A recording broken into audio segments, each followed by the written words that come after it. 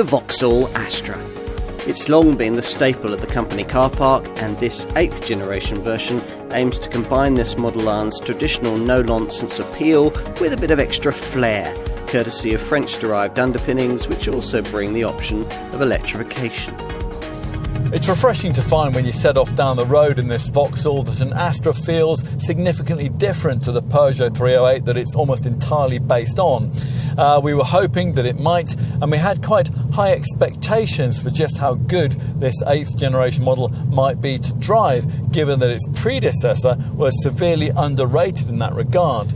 True, there isn't the rewarding depth of handling prowess that you get in this class in a Ford Focus or a Mazda 3, but we reckon this Astra still qualifies as the best of the rest if you like your driving. It mates the fluid gait that you get with that Peugeot cousin with a slightly sharper feel. That is partly down to a bit more steering feedback, and it's partly down to fractionally firmer damping, although this Vauxhall does rumble a little over porous surfaces as a result. It doesn't feel as troubled by them as the old model did, though. That's partly because of a 14% improvement in torsional stiffness this time around. As for powertrains, well, almost all sales will be of the 1.2 litre petrol unit we're trying here, available with either 110 PS or, as in this case, with 130 PS. Both engines deliver 52.3 miles per gallon on the combined cycle and 123 grams per kilometre of CO2. Significantly, both are available with the manual gearbox that you can't have in a Peugeot 308. That car restricts you to an 8-speed auto transmission, the one we're trying here, an option with the 130 PS petrol Astra, and mandatory if you order this Vauxhall with the other mainstream engine available, the 130 PS 1.5 litre Turbo D diesel. Otherwise, you have to choose between the various levels of electrification that the switch to the EMP2 Stellantis Group platform has made possible here, all of course auto only.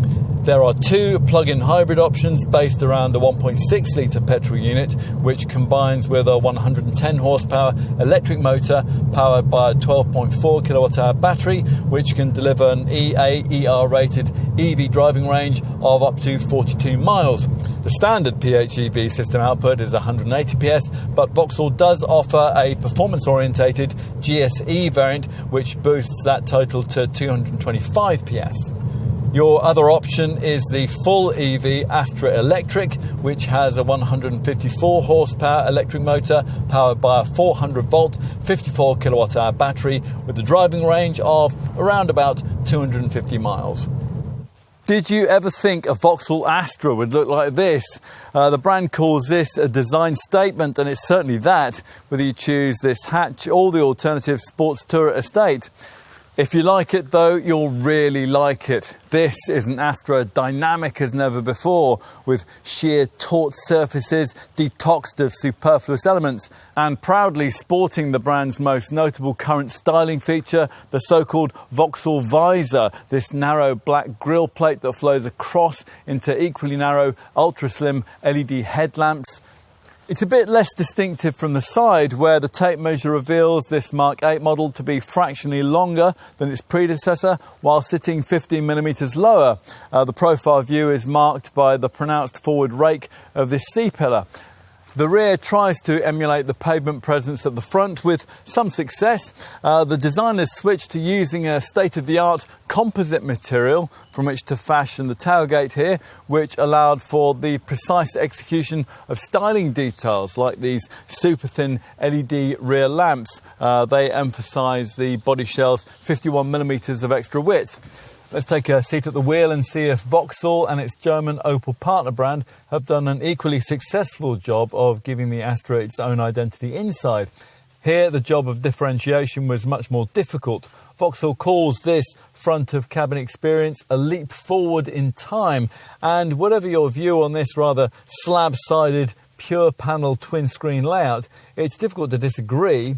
As well as analog dials being dispensed with here, there's no conventional hooded instrument binnacle, and on this automatic model here, there's no recognisable gear stick either. You're going to need to be a big fan of shiny, dark, piano black plastic to like this futuristic cabin vibe, and we're not absolutely convinced by some elements of material quality either. but it's all been very well screwed together by the German Rüsselsheim factory, and the dual 10-inch screens here do a pretty good job of telling you everything that you need to know. The instrument screen is configurable via the end of this left-hand indicator stalk. You sit lower down than in the previous generation model, and we particularly like the seats. Above base trim, the driver's chair posture has been designed for certification approval from the German Action Gesunder Rücken EV organisation, who campaign across Europe for aids to healthier backs. There's plenty of cabin storage too. Right, time to take a look in the rear.